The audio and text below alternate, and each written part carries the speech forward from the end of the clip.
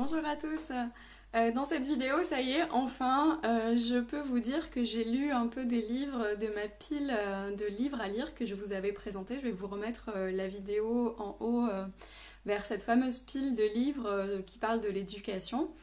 Et aujourd'hui, je vais vous présenter trois livres que j'ai lus. Je vais aussi remettre le lien vers la vidéo sur Libres enfants de Summerhill, qui était le premier que j'avais lu. Alors, j'ai lu pour commencer Où va l'éducation de Jean Piaget.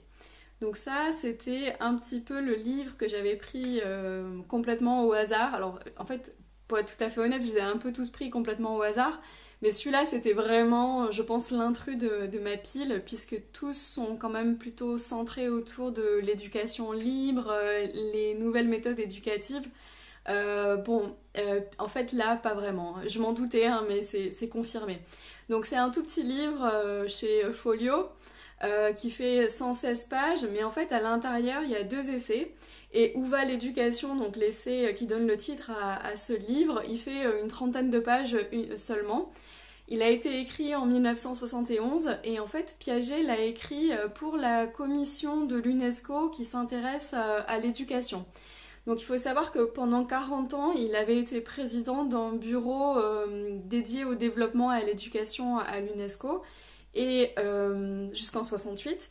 Et en 71, en fait, il est auditionné par cette commission qui doit donner son rapport. Et il écrit donc ce petit essai Où va l'éducation. Alors, dans cet essai, globalement, il parle en fait de réformer l'enseignement des sciences en particulier. Enfin, c'est l'exemple qu'il donne parce que c'est l'exemple qui s'y prête le mieux pour ce qu'il a à dire. Et sa thèse principale, c'est qu'en fait, il faut arrêter les cours magistraux. Alors, il ne parle pas du tout de l'université, mais globalement, il faut arrêter que l'enseignant délivre son savoir comme une leçon, comme une conférence. Pour lui, je pense que tout le monde est d'accord, en fait, tout savoir doit être découvert en fait par l'enfant. Il doit être inventé, il doit faire l'objet d'une expérience ou au moins, un minima, si c'est pas possible de refaire l'expérience, reconstruit par l'enfant. Donc c'est sur la base d'une méthode active. Donc en fait, il critique énormément tous les enseignements passifs et lui, il prône une méthode éducative active. Alors, voilà, en fait, c'est à peu près la... Je sais pas si c'était original dans les années 70 de proposer ça, mais il va pas beaucoup plus loin que ça, enfin, en tout cas, de mon point de vue, c'est-à-dire qu'il remet pas du tout en question l'école, il remet pas du tout en question l'enseignant en tant que maître. Juste, il lui demande globalement de changer de méthode. Mais le maître est toujours là, c'est lui qui propose les dispositifs éducatifs, c'est lui qui accompagne l'enfant, il va lui faire des contre-propositions pour l'accompagner dans son raisonnement. Globalement, il y a un peu comme un script que l'enfant doit suivre et c'est le maître qui décide pour l'enfant du script. Donc dans ce sens-là, c'est pas très révolutionnaire et c'est pas du tout centré sur la non-directivité ou sur les méthodes d'éducation libre. Et ensuite, l'autre chose qu'il prône, qui est vraiment pour le coup très très très à contre-courant des autres livres que je vais présenter juste après, c'est qu'il prône plutôt une extension de l'école obligatoire. Donc il est en faveur d'une extension de l'école maternelle, préscolaire donc, et Enfin, ça se justifie, hein. L'idée, c'est que comme ça, l'école est accessible à tous et comme il n'y a d'éducation que par l'école, bah, il faut que ça soit accessible à tous et le plus tôt possible parce que si c'est pas obligatoire, dans certains milieux, bah, les enfants n'iront pas à l'école. Donc ça, c'est son point de vue et d'ailleurs, vous savez peut-être que la loi sur l'instruction, enfin la loi la 2019 sur l'école va abaisser à 3 ans l'âge de l'instruction obligatoire. Donc on passe de 6 ans à 3 ans en France. Donc on est plutôt dans cette optique-là. Donc globalement, c'était pas très original. Après, bon, voilà, moi je lis le livre 50 ans après son écriture, hein, donc c'est un petit essai très bref, ça se lit rapidement, c'est relativement bien écrit, sur une nouvelle méthode d'enseignement et notamment sur l'enseignement des sciences. Voilà, donc ça c'était Où va l'éducation de Piaget. Alors, le deuxième livre, c'est Une société sans école de Ivan Illich. Comme son nom l'indique, déjà c'est beaucoup plus radical. Donc Illich, c'est un penseur très radical qui est totalement contre, on va dire, la société de croissance, la société de consommation. Et notamment, il est particulièrement en guerre contre les institutions. Donc là, en fait, il va parler de l'école en tant qu'institution et en fait, il prône la suppression pure et simple de l'école en tant qu'institution. Et en fait, ce qu'il explique, et c'est vraiment super intéressant, alors, même si le livre est pas facile à lire, et je sais pas si c'est pas lié à la traduction, peut-être qu'en anglais, finalement, ça aurait été plus facile. Je sais pas d'ailleurs s'il a été écrit en anglais initialement, oui. Le titre original, c'est Deschooling Society. Donc vraiment, la thèse principale d'Illich, c'est que, en fait, dans notre société, on confond éducation et scolarité. On assimile toute l'éducation au fait d'aller à l'école. Du coup, ça pose beaucoup de problèmes selon lui. Et, enfin, je suis assez d'accord en fait avec ce qu'il dit. C'est que, l'individu est complètement dessaisi de son éducation. En fait, il s'en remet à l'école, il s'en remet au maître, au programme scolaire, et la famille aussi s'en remet à l'institution. Donc une attitude totalement passive et une soumission à ce qui est imposé en termes de programme.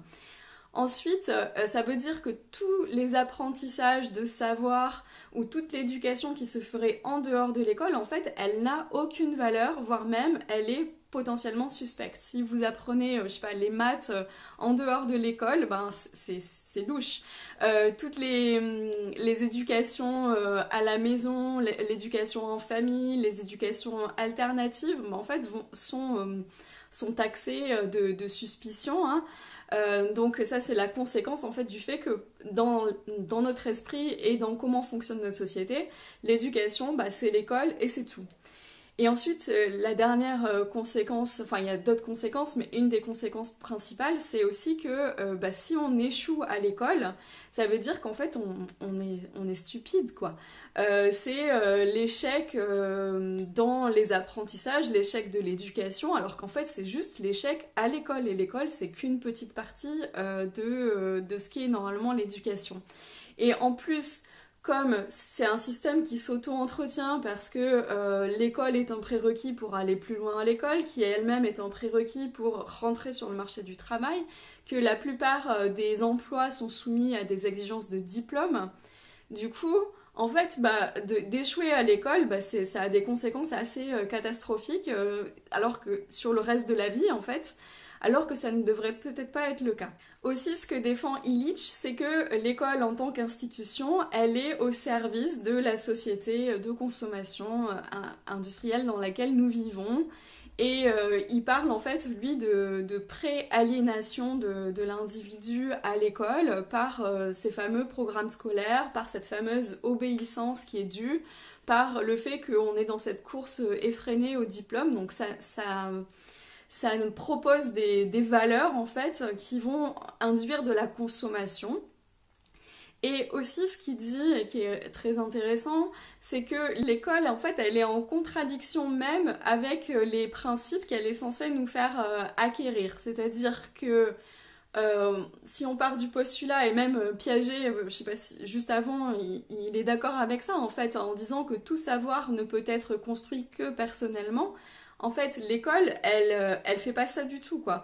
Donc, en rendant l'élève passif, elle nous empêche même d'acquérir du savoir, d'acquérir vraiment du savoir. Et ensuite, le deuxième point, c'est que normalement, le but de l'éducation, ça serait de développer l'esprit critique, d'être capable de penser par soi-même. Or, l'école, en nous demandant de l'obéissance au maître, mais aussi l'obéissance à ces fameux programmes scolaires, elle n'encourage pas du tout l'esprit critique. Donc Illich, il propose globalement de se débarrasser de l'école. Alors il dit pas que c'est facile, hein, il dit clairement qu'on est très scolarisé en tant qu'individu, et en tant que société et que génération d'individus, puisque bien sûr bah, les effets de l'école ça démarre très très tôt dans la vie, donc c'est une tâche qui est éminemment difficile de se déscolariser, comme on pourrait dire qu'on se déconstruit par exemple de ces stéréotypes ou de ces préjugés. bah là il faut se déscolariser aussi, c'est ce qu'il propose. Et il propose en fait de remettre le savoir au cœur de la cité et de proposer une éducation qui serait acquise dans des réseaux avec des maîtres qui ne seraient pas forcément des maîtres professionnels, donc des enseignants, mais juste des personnes qui ont un certain savoir, une certaine compétence qui pourraient être mises à disposition en échange d'argent ou d'autres choses. Et aussi, il insiste beaucoup, et je trouve ça assez intéressant, sur le fait qu'en fait, on n'a pas forcément besoin d'un maître pour acquérir un certain nombre de savoirs, et que travailler et apprendre avec d'autres apprenants, des pairs, donc des personnes qui sont du même niveau que soi, ça peut être une façon de redevenir active dans ses apprentissages. Voilà, donc en fait, c'est une super lecture, juste c'est un peu laborieux. Si vous voulez le lire, que vous n'avez pas beaucoup de temps, vous pouvez lire juste l'appendice à la fin, qui doit faire une 30aine de pages, et qui est en fait un peu une synthèse de tout le livre. Et bon, moi je trouve que c'est une super pensée, enfin c'est stimulant quoi, ça remet pas mal de choses en question. Et voilà, donc bah, je vous le conseille si vous vous intéressez à l'école libre, enfin ou plutôt là c'est même pas l'école libre, c'est la société libre de l'école. C'est une super lecture, même si voilà le style est un peu compliqué. Voilà, dernier livre dont je voulais vous parler aujourd'hui, c'est De l'éducation de Krishnamurti. Alors, c'est un livre qui est pas facile du tout à synthétiser, à résumer, donc je vais essayer de le faire, mais ça va peut-être être un peu décousu. C'est une lecture que j'ai trouvée très inspirante, c'est très intéressant.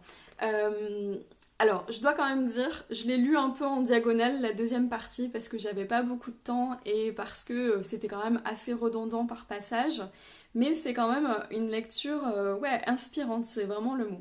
Donc Krishnamurti, c'est un personnage très spécial. Si vous voulez en savoir plus, je vous envoie vers mon blog où en fait je dis un peu plus sur l'histoire de Krishnamurti. Enfin, vous avez aussi bien sûr Wikipédia et compagnie, mais il a eu un parcours assez intéressant. Donc c'est un livre très spirituel. C'est vraiment quelque chose basé autour de l'éveil de l'individu. Donc Krishnamurti, lui, son maître mot de sa pensée, le maître mot de sa pensée, pardon, c'est la liberté. Donc pour lui, l'éducation, elle ne peut reposer que sur la liberté, c'est la liberté d'être soi-même. Et plus exactement, ce qui veut dire, le but de l'éducation, c'est d'être capable d'intégrer les différentes parties qui sont séparées de son moi. Comment on fait ça? On fait ça en acquérant une espèce de vision globale de ce qui est, c'est ce que lui il appelle l'intelligence. Et comment on obtient ça? Ben, on obtient ça dans la liberté et dans l'amour. Donc globalement c'est les deux mots-clés de son livre. Alors dit comme ça paraît, je sais pas, peut-être que vous pensez que c'est un peu gnangnan ou quelque chose comme ça, mais c'est vraiment très intéressant. Et du coup lui, en fait, il dénonce deux écueils de l'éducation. Le premier, c'est vouloir atteindre un idéal. Notamment, par exemple, un enseignant qui voudrait que son élève atteigne un certain objectif. Pour lui, c'est totalement contre-productif parce que quand on accompagne, quand on enseigne à quelqu'un, le but de l'éducation, c'est vraiment d'accompagner la personne telle qu'elle est et pas telle qu'elle devrait être dans le futur. Donc rester sur ce qu'elle est dans l'amour et dans la compréhension, du coup, ça c'est vraiment la base de l'enseignement. Ensuite, un bon enseignant, alors un bon enseignant c'est super difficile d'être un bon enseignant, ou alors c'est super simple, ça dépend comment on voit les choses, mais en tout cas c'est pas du tout quelque chose qui s'enseigne à l'université, parce que c'est aucune des capacités qui sont développées à l'université qui sont nécessaires pour être un bon enseignant. Donc un bon enseignant c'est quelqu'un qui est capable de voir l'élève ou l'enfant pour ce qu'il est, et dans l'amour, donc une certaine intelligence du cœur globalement. Et aussi, un bon enseignant, c'est quelqu'un qui refuse totalement toute méthode, toute technique et tout recours à l'autorité. Parce que l'autorité empêche complètement cette compréhension, cet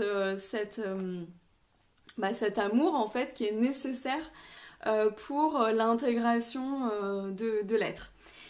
Bon, je sais pas, ça paraît peut-être un peu obscur dit comme ça, mais c'est en fait assez intéressant. Il y a plein de phrases très justes dans ce livre.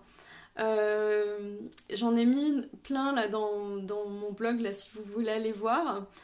Et en tout cas vraiment c'est une ode à la liberté, ça rejoint pas mal en fait ce que pense Neil je pense.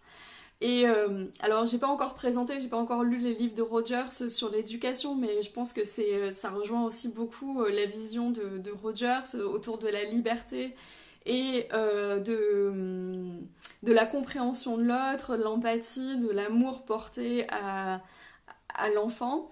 Et c'est très stimulant, très inspirant. Donc, ouais, un livre intéressant à lire si vous vous destinez à devenir enseignant.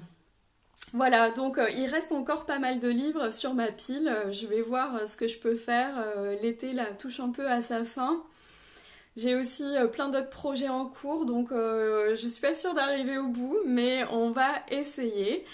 Si vous avez des recommandations de lecture ou si, je sais pas, dites-moi ce que vous en avez pensé dans les commentaires. Pour plus d'infos, bah, vous pouvez consulter le blog et je vous dis à très bientôt pour une nouvelle vidéo. Au revoir!